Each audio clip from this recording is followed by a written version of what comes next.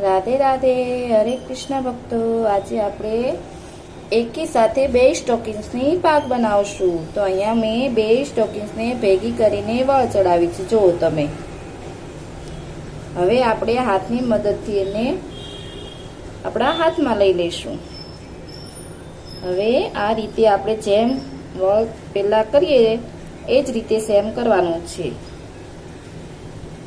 હવે આપણે પહેલા આ રીતે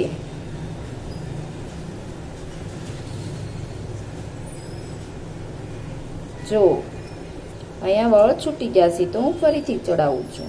આ તરત જ બની જશે। આમાં પહેલાની જેમ એક બાજુ આ રીતે એક બાજુ આ રીતે એ રીતે નથી લેવાનું, સરખી જ રીતે લેવાનું છે। અને અહીંયા એનું ફૂમકું બનાવી દઈશું આપણે।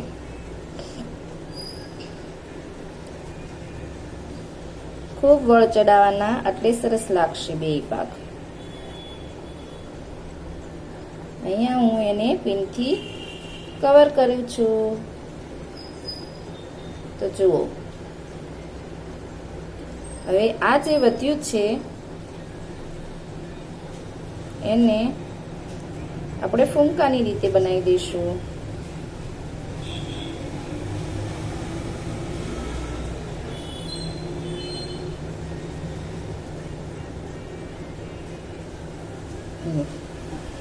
બની ગયો ફૂમકો। એને પણ આપણે પિનથી કવર કરી દઈશું।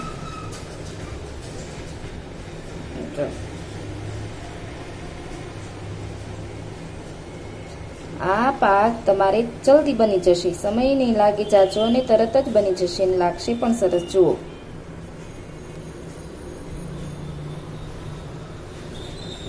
હવે આપણે એને કતરાથી સજાવશું।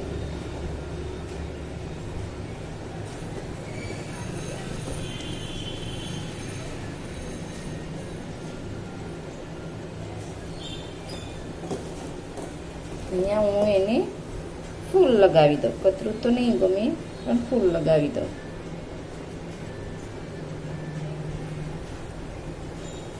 તમે જુઓ,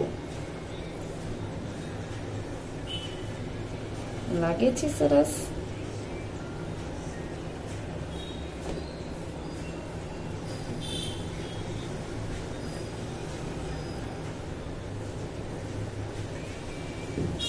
બે બાજુ આપણે ફૂલ લગાવીશું। આજે અલગ જ બનાવવાની છે, પાક સજાવવાની છે।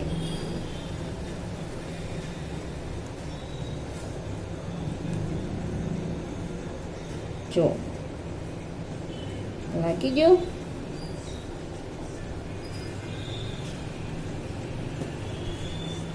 હવે આપણે અહીંયા ગ્રીન કલરનું પતરું લગાવશું।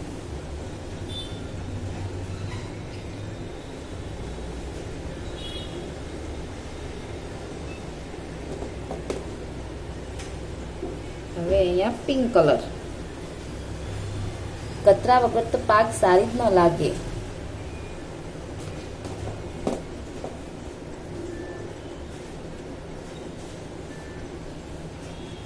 અહીંયા યલો કલરનું ફૂલ। ભગવાન જ્યારે ગૌચરણ જાતા ત્યારે ગોપી સખા એના બધા જ ફૂલોથી એને પાક બનાવતા। ભગવાનને પાંદડાથી ફૂલથી શણગારી દેતા આખા।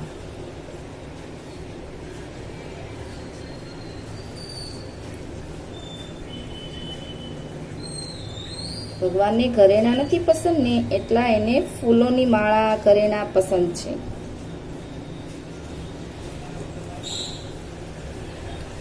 હવે અહીંયા મેં વાઘાનું સેમ જેવો કલરનો વાઘો છે એ જ કલરનું સેમ કતરું બનાવ્યું છે પાછળ। તો અહીંયા આપણે પાછળ લગાવી દઈશું આ રીતે। તમે જુઓ, લાગે છે ને સરસ।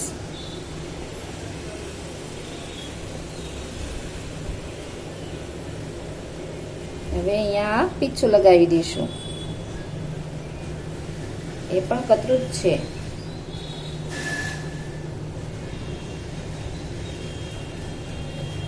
હવે છેલ્લું જે ભગવાનને બહુ જ પ્રિય છે એ મોરપંખ લગાવી દેશું. તો જુઓ ભક્તો, બની ગઈ ને સરસ અને જલ્દી પાક બની ગઈ. જુઓ તમે, એકદમ અલગ અને નવી અને જલ્દી બની જઈ.